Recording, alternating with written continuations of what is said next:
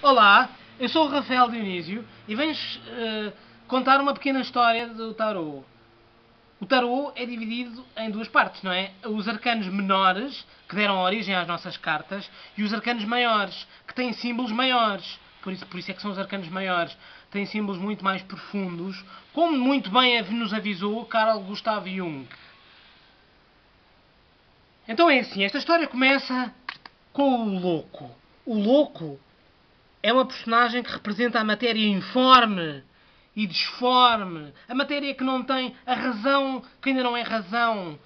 O pré-humano, de certa maneira, não é?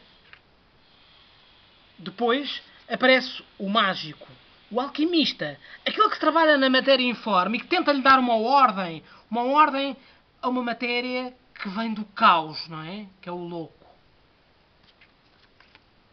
A seguir aparece a papisa. A papisa lê um livro, está a ler um livro. Então o livro é o livro que o mágico escreveu. Portanto, ela já tem um conhecimento em segundo grau, que é o conhecimento que o mágico condensou no livro. Transformou em livro. Portanto, em conhecimento perene. Não é? A seguir aparece a Imperatriz. A Imperatriz simboliza a deusa mãe, uma espécie de mãe natureza, uma espécie de divindade feminina, uma coisa nesse género. A seguir aparece o Imperador. O Imperador reúne as forças terrestres, reúne todas as forças que existem à face do mundo, as forças da matéria, na matéria ainda. Depois aparece o Papa. O Papa é o pontífice, aquele que faz a ponte entre as coisas terrestres e ctónicas e as coisas celestes e uranianas.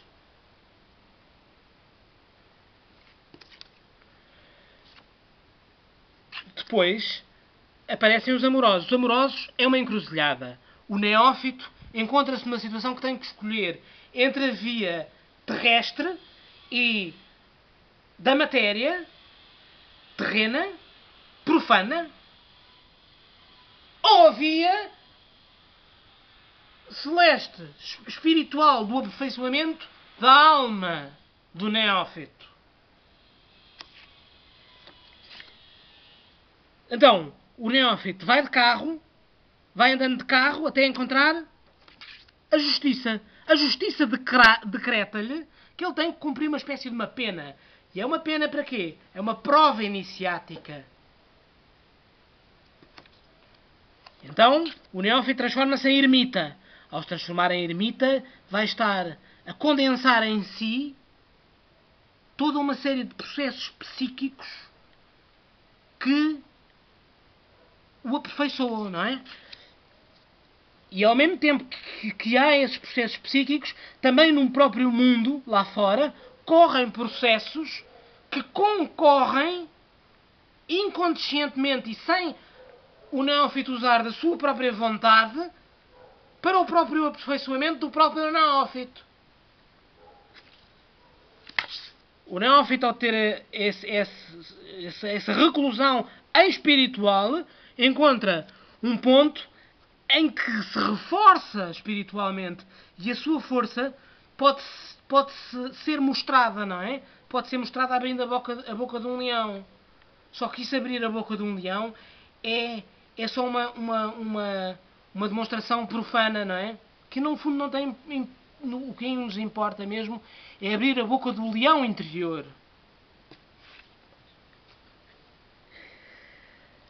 E essa força vai-lhe permitir superar e aceitar. Acima de tudo é preciso aceitar a via, não é?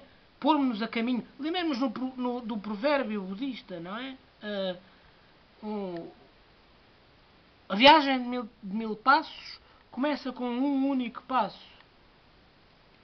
E então ele aceita e fica pendurado numa. E reparem como, estando de cabeça para baixo, o próprio sangue, não é? Esse fluido vital, se concentra no cérebro para aperfeiçoar as capacidades espirituais.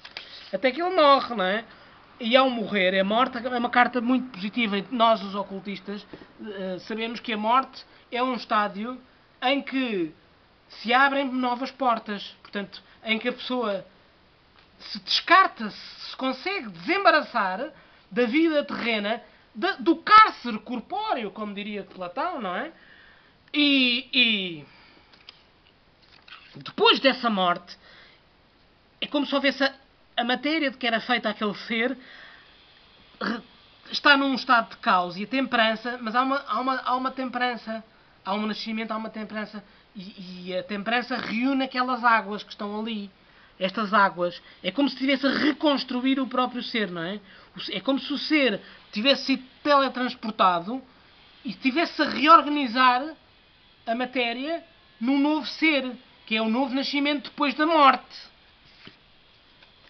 Mas estava tudo a correr bem, mas aparece o diabo. E ao aparecer o diabo é o opositor. É aquele que, reparem, o neófito já vai numa via espiritual, vai a subir, e de repente aparece o diabo a puxar para baixo. Como o diabo costuma fazer sempre, a puxar sempre para baixo. A mandar abaixo as pessoas que estão a aperfeiçoar-se espiritualmente. Mas há outra força que intervém, e é a última vez que intervêm forças exteriores ao neófito, ao ser. Deus desencadeia uma tempestade para varrer tudo, varrer aquilo que o diabo estava a tentar fazer. É a justiça divina. Depois há outra vez uma espécie de temperança e uma calma, e há outra vez uma espécie de noite, que é uma espécie de morte, e nessa noite e nessa morte existe uma estrelinha ao fundo, em que o neófito pode pensar: sim, o caminho é por ali, e ali há a luz, eu vou para ali, vou para a luz, eu não quero ir para as trevas, quero ir para a luz. E tanto quer ir para a luz, que a seguir da estrela encontra a lua. Ao encontrar a lua, tem mais luz, porque consegue-se ver de noite com a lua. Conseguimos ver à noite com a lua. A lua dá para ver. E então, mas a lua é a luz indireta do sol. É como se fosse ainda uma luz falsa, de certa maneira. É uma luz indireta. É a luz da noite. Mas é que nasce o dia, e há o sol, e há outra vez os gêmeos, que são do signo gêmeos, não é? E depois disso, há outra vez um julgamento. E este sim, o julgamento final. Tocam as trombetas e o neófito vai ser julgado. Será que o caminho espiritual que ele fez, será que é suficiente? Será que todas as provas, morrer, ser pendurado, abrir a força a leões, será que tudo isso está bem? Vamos ver. Mas, se correr bem, sai a próxima carta, que é o mundo. Quem diz mundo diz universo. E o neófito que está aqui sai para fora do mundo, sai do lei do karma, sai da matéria e entra e passa através deste portal, que é uma vesica Piscis, que é assim que nós designamos, e o neófito é acompanhado pelos 4 animais evangélicos, que representam também a perfeição absoluta. E pronto.